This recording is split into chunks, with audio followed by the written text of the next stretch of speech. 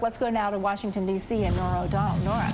And thank you so much, contestant. Of course, the other big story we have been following today is this party switch by former Republican Senator Arlen Specter, who was a Republican for 40 years and is now a Democrat. Let's bring in our political director, Chuck Todd, also chief White House correspondent. All right, Chuck, some of the Republicans, like Mitch McConnell up in the Senate, saying this is not a national story. This is a Pennsylvania story. True or false? And that's a big false. This is a big story, big bad story for the Republican Party, because it basically writes almost the afterword of the 2008 election. We saw an entire, just huge shifts of moderate Republican areas of the country in the Northeast and even down the Mid-Atlantic all shift to the Democrats, whether it was voting for Barack Obama for president or congressional seats in New York, for instance, New York State, an all-time low of Republican-held congressional seats there, just 3. We saw more New England Senate seats go away. And now here's Arlen Specter switching. So it's sending that message.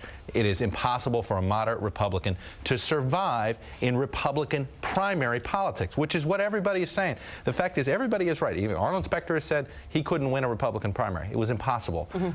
Michael Steele, chairman of the Republican Party, said, hey, Arlen Specter left because he couldn't win a Republican primary. He's right. But is that healthy for the Republican Party?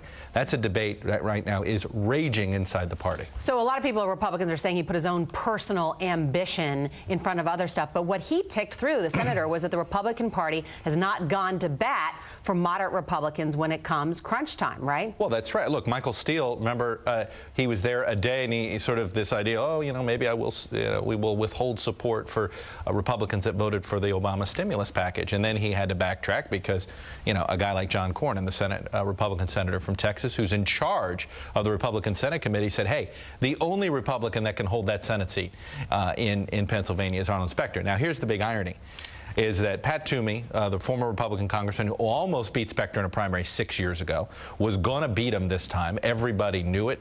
Specter knew it. Toomey knew it. A lot of people knew it. The irony now is that the Democrats actually will have a tougher time defending Specter against Toomey than they would have defeating Toomey had Toomey beaten Specter in a primary. Oh, that's pretty interesting, because now the Democrats have cleared the field, essentially. Well, they're going to have to clear the field. Obviously, Ed Rendell, look, this doesn't happen without Ed Rendell signing off, and Joe Sestak, all these guys can talk about challenging Specter in a primary. Eddie Rendell, Barack Obama raising money for Arlen Specter. He'll raise more money this next quarter than he has probably in years. Unbelievable. Philadelphia money. Chuck Todd, big story today, our political director. Thanks, Chuck. And you can have our poll results tonight on Nightly News. Thanks so much, Chuck.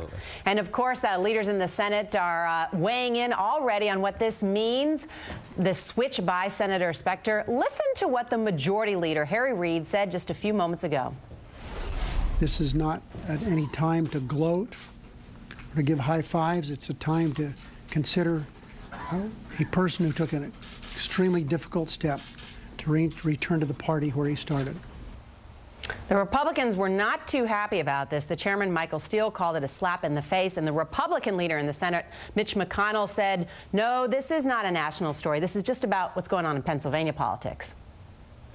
This is a Pennsylvania story about his inability, according to his pollster, to be renominated by the Republican Party or to be elected as an independent. Kelly O'Donnell is NBC's Capitol Hill correspondent. And Kelly, you just heard Chuck say that's false, essentially, what McConnell said there, that this is a national story about the state of the Republican Party. How many of those Republican senators are walking around stunned by this news? Well, we certainly got a lot of shocked reactions talking to people today. And part of that, we now know, is that Senator Harry Reid said that he kept very close to the vest his conversations with Senator Specter. And he felt that that was essential because it's not done until it's done, he indicated. So it was a surprise to many. What was not a surprise is the fact that there's been a long courtship of Senator Arlen Specter over the years, and then much more intensely over the past couple of months, and really intensely over the last few weeks. And Senator Specter told us that he made the final decision over the weekend after he'd spent some time in Pennsylvania and talked to his own pollster, and really it came down to he didn't think he could win. All right, Kelly, stand by. We're going to go now because we